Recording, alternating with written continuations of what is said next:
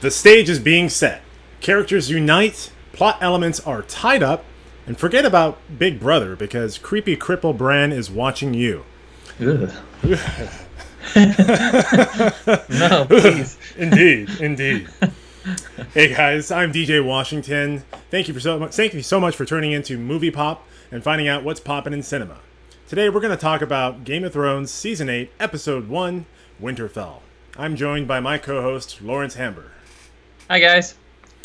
All right, Lawrence, so let's talk about this fantastic episode that is the culmination of a year and a half worth of waiting. Hallelujah, Game of Thrones returns. Hallelujah. Yeah. Yeah, man, what were your general impressions for this episode? Finally watching some Game of Thrones. I know. That's really a present in its own. Yeah. I mean, I thought the episode was good. It was a nice intro. I feel like it's the same as any other, first episode into a season. Kind of just lays the groundwork for the rest of the season. Yeah. I wasn't really expecting anything crazy to happen. So, pretty serviceable. Pretty much the same formula they've always had. Yep. Good stuff. Good story. Good stuff. Yeah. Hell yeah, dude. So yeah, I mean, fantastic stuff. Like you said, just definitely laying the groundwork down for the season, tying up a lot of loose ends from the previous seasons, and setting up some new arcs, some really challenging interpersonal dynamics between a lot of characters, and that's kind of like what I wanted us to dive into today and talk about. I will say off the bat, the only con I had about this episode was something similar that happened in one of the previous seasons with the demise of Ramsay Bolton. Mm-hmm. The payoff for that, when that happened, I wanted to see those dogs just tear his face apart, flesh flying out, like his nutsack being ripped off and fed back to him. Yeah, dude. Whoa. I wanted to see that guy. I think a lot of people didn't like him. I mean, I was there too. Especially what he did to poor Reek. So yeah, I was kind of let down by that eventual payoff, and I felt the same way with regard to Theon finally rescuing Yara. Yeah, that was great to see. I mean, it's a total 180 from how he was. I don't know if it was last season, maybe the season before, where I think they're fighting on a ship out in the ocean, and he just runs. He just dives off, and this is the complete opposite, where he's the one now leading in. He's saving his sister. And she kind of headbutts him and is like, asshole, is why you taking so long? But then at the same time, she's like, thanks, little brother, Yeah.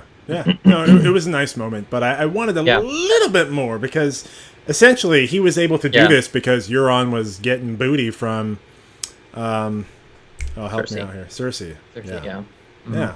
Getting that queen poon. Getting that that QP queen poon.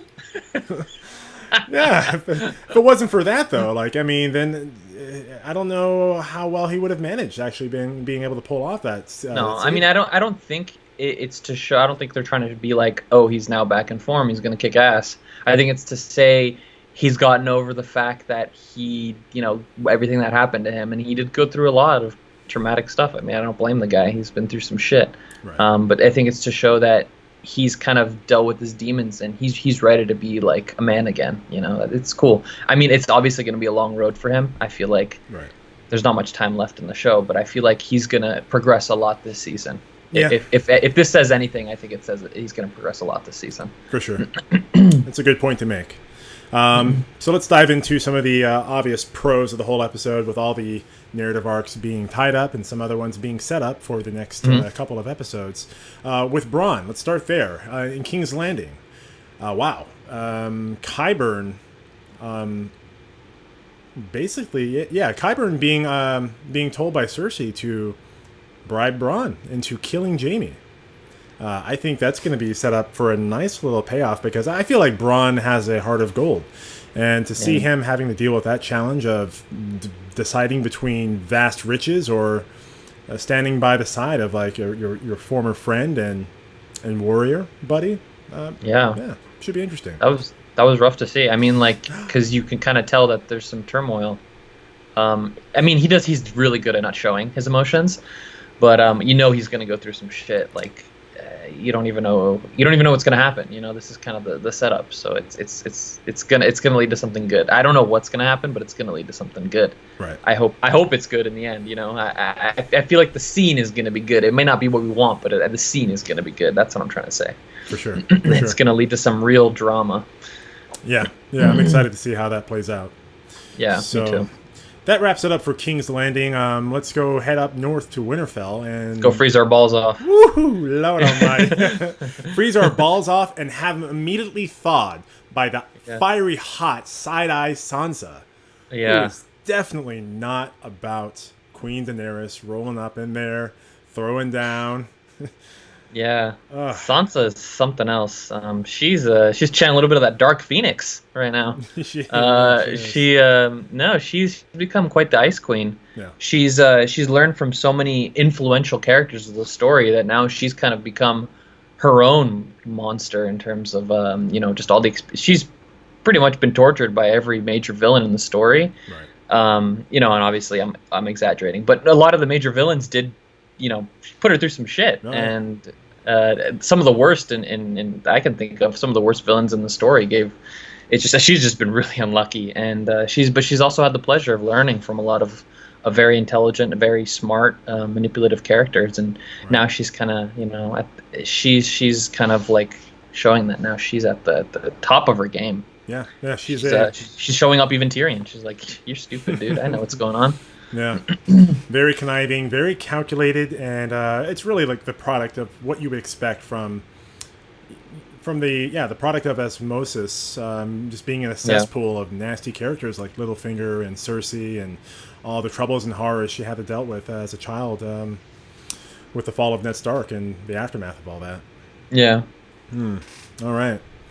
So then we also have now the whole issue of Dany and Jon Snow. Oh boy. Yeah. Dany's having some issues courting the approval of the people of Winterfell and the banners that are aligned with Winterfell.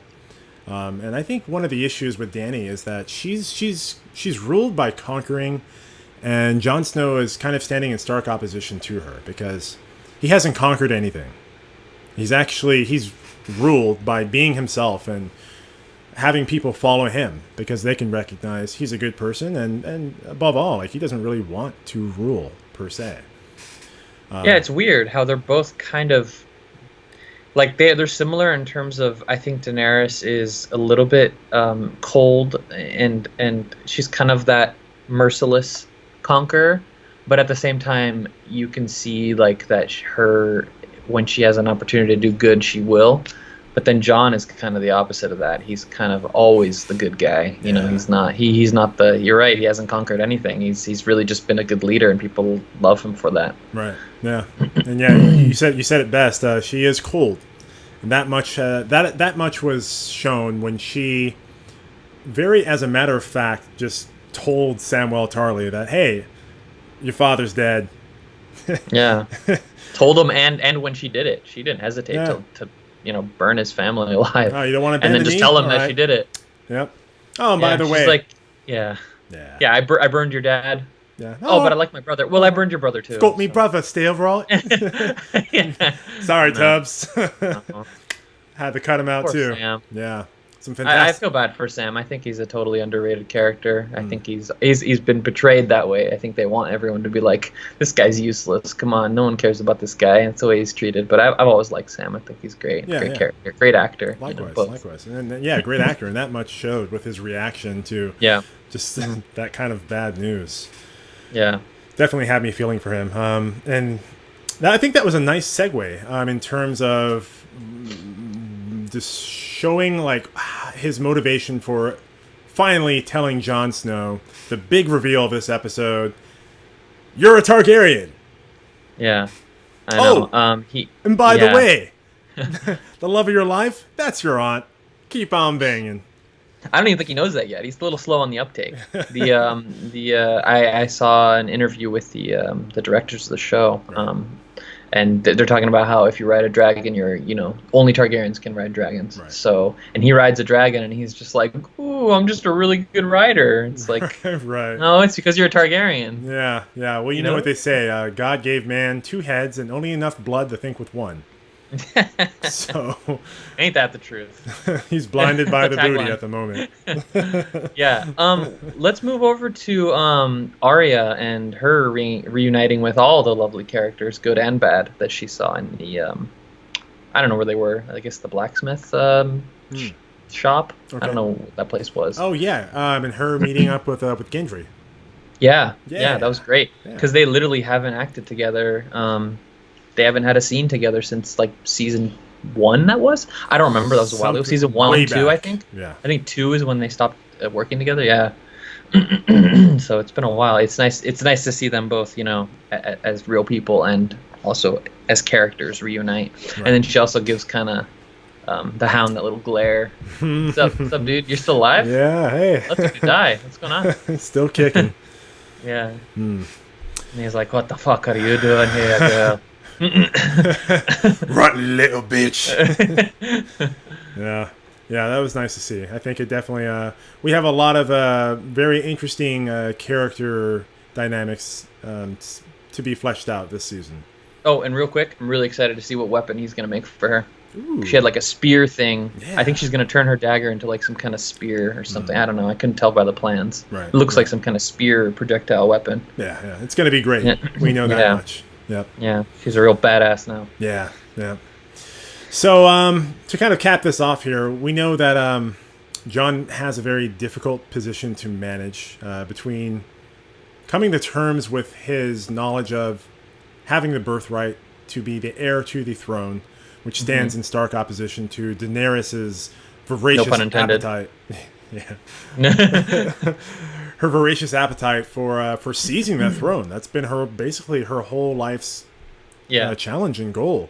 And the love of her life is now kind of standing in opposition to that. And will she be as wise and noble as Jon Snow to bend the knee in light of this information? Because I know Jon Snow would.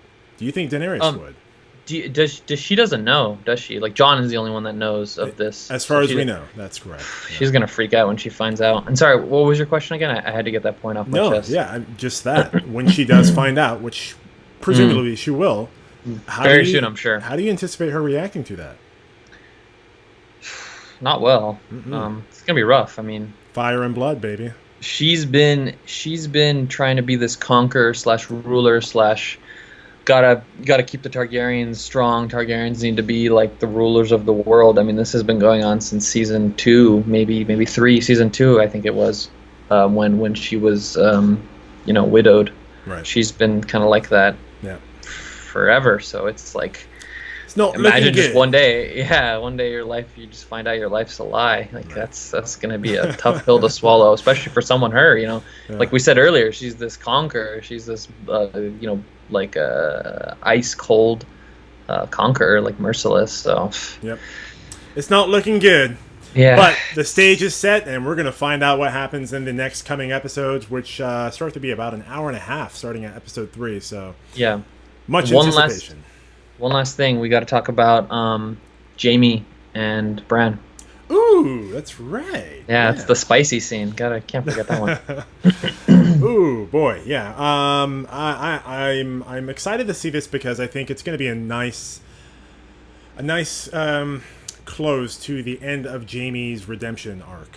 It's not going to be a moment for Bran because Bran is obviously well beyond the realm and the trappings of everyday mortal life. Yeah, he's on another level. It's like a immobile god. I don't know what it's pretty much what I think of him as. He's just, we don't really know the extent of his power, so it's just like, yeah. How do you think that's going to play out though between the two of them? How do you see that? Like, how is it going to play out between Jaime and Bran? Yeah, I think he's beyond, like, he doesn't have his view of the world is so out, like, he's so much about like the greater good and just doing like the best he can with just I don't know. He feels like almost like if they were to put like a narrator into a movie as a character. Like that's kind of how he is. He's like pulling the strings. I feel like not that he's like scheming. He's just so critical to the story. I feel, and I feel like he still has such a big part to play, and he's like aware of that. And it's just like this thing. Okay, you crippled me, Jamie, but what am I gonna do? Get revenge on you? Like I'm so beyond that. I have so many like bigger things to do. Like what happened happened. You're an ass. I hate you for doing it, but now look at me. You know. Yeah. That's just how I view it. Yeah, I see him as being totally disconnected from any emotional attachments to any singular present moment in time. He's operating on a time scale that stretches back and forward into the future, and he's not fixated on any one specific moment in time. He's just moving the pieces into the positions they need to be to reach the eventual outcome towards the end of what he sees as the eventuality of this clashing of the dead and the living. Yeah. Yep. All right, then. So that wraps it up here for our Episode 1, Season 8 Game of Thrones review. If you want to find us on social media, please look us up on Instagram. It's at MoviePopOfficial, on Facebook at MoviePop, and on Minds at MoviePop, and of course, moviepop.org. And also, don't forget to like us, subscribe, anything. You know, tell us how much you like the video. Tell us how much you hate the video. We want to hear from you, regardless of what it is. You know, anything helps us. Yeah, and it gets DJ to do the. All right, guys. Thanks so much for tuning in. I'm DJ Washington, and thank you for watching Movie Pop and finding out what's popping in cinema. I'm Lawrence. Thank you so much, guys.